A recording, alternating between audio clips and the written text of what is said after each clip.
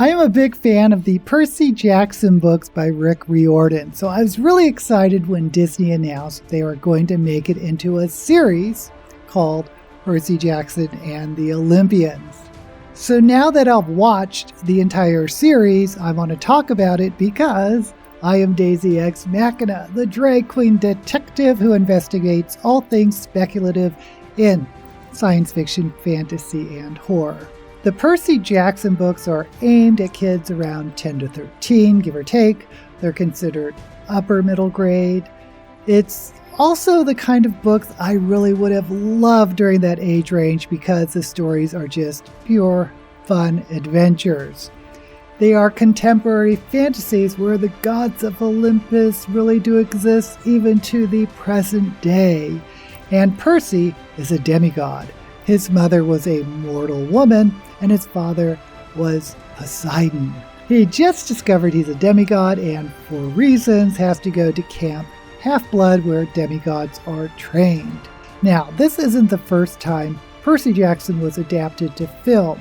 There have been 2 movies, Percy Jackson and the Lightning Thief in 2010, and Percy Jackson and the Sea of Monsters in 2013. Now, these movies did okay at the box office, and a third movie was planned but never took off because Disney gained the rights and instead went for a pitch by the author Rick Riordan, who had an idea for a series. Now, I saw both of these movies, and they were pretty meh, in my opinion. Now, I don't mind when a story is changed when adapting from book to film. I often say the medium is the message, meaning you have to change the story to fit different mediums. The movies made some pretty big changes, notably raising the age of the protagonists and leaning a bit more into a romantic subplot. Now, this is a big change from the books because Percy Jackson and the 2 main friends are 12 years old in the books. One thing I love about middle grade is that the relationship focus is on friendships rather than romance. And that kind of gets thrown out the window once you age the characters up. It gets weird when you don't address romance among groups of 16 or 17-year-olds. Added to that, Rick Riordan publicly came out saying the script for the movies were terrible. So Riordan pitched making it into a series to Disney. Disney accepted, and Rick Riordan wrote the scripts.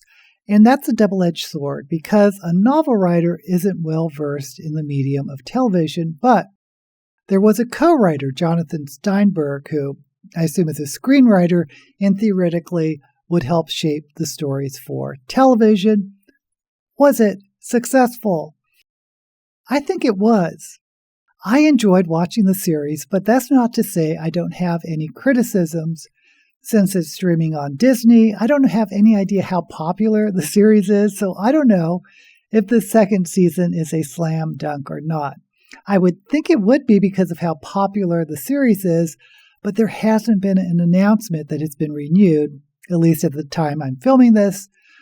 But assuming it is renewed, I have some concerns about the actors. But first, let's talk about the writing, the scripts. They are pretty faithful to the books, which isn't surprising since Rick Riordan was one of the co-writers. The danger here is that movies or series that are too faithful are often boring because the pacing of books is different from movies or episodes. Personally, I think the first Harry Potter movie was slow because it followed the book too closely. But Percy Jackson and the Olympians didn't feel slow at all. The episodes moved quickly and felt like chapters in a book, but in a good way. Also, Riordan seemed to have adjusted some of the subplots in what I think was a positive way. For example, and this is a small spoiler, Percy Jackson's stepfather, Gabe, is really unpleasant and abusive to his mother in the books. The reason we find out later is that the gods are repelled by unpleasant people, and in order to hide Percy, his mother deliberately took up with this really gross man. In the books, this makes her seem like a victim of abuse, but because she's staying there for Percy's sake, there's this martyr vibe, which I always thought was weird. But in the series, which I thought was brilliant, Gabe is still this vile excuse for a man, but Percy's mother gives as good as she gets. She fights back verbally with Gabe and cows him. I thought that was a really interesting twist, and I liked it a lot. It's still a codependent relationship, but I like that the mother isn't this victim. Anyway, I do have two criticisms, at least for the script. One is that I wish there was just a touch more moments of comedy relief. I could have used a little more laughter because the story often is relentlessly serious. My second criticism is I felt there wasn't a satisfactory ending. Again, maybe it followed the book too closely, but it did feel, to me, like the series ended with a bang, or it didn't end for me with a satisfying conclusion. Now, a different ending may have meant deviating from the book. I'm telling you, I think this would have been a better experience if they could have somehow ramped up the ending. My final complaint isn't really about the script, but about the cinematography. The colors felt muted to me, which I guess emphasized the somber tone of the script, but I would have preferred more saturated colors, more fun overall. Now, the last thing I want to talk about are the actors. It is so hard to find good child actors or young actors. It just is. And we probably shouldn't, but I know everyone is going to make comparisons to the Harry Potter movies. But in Harry Potter, and I'm going to get a lot of hate, I'm sure, for saying this, but the main three actors, Ron, Harry, and Hermione, weren't very good in the first three movies. They got better later, but as child actors go, I don't think they were a home run. Now, like the Harry Potter story, Percy Jackson is based on three friends, Percy, Grover, and Annabeth. The actor playing Percy is Walker Scobell, and he is a really good actor. I was really impressed by him. He was also 13 at the time they filmed the series in 2022. You could tell, listening to his voice, it was on the verge of cracking. He's 15 now. If they film a second season, I'm not sure if he could pass as 13 or 14, so they're going to have to make some adjustments. The actor playing Grover is Aryan Simhadri. He was a decent actor, in my opinion. He was a little bit one-note, but he was fine. He was also 16 when they filmed the series. So I'm going to say he has this Ralph Macchio effect where he could play a young teen until he's into his 20s. And I think he'll be fine going forward. And that brings us to the third actor playing Annabeth, Leah Jeffries, who was also 13 at the time of filming. I don't think she's a very good actor.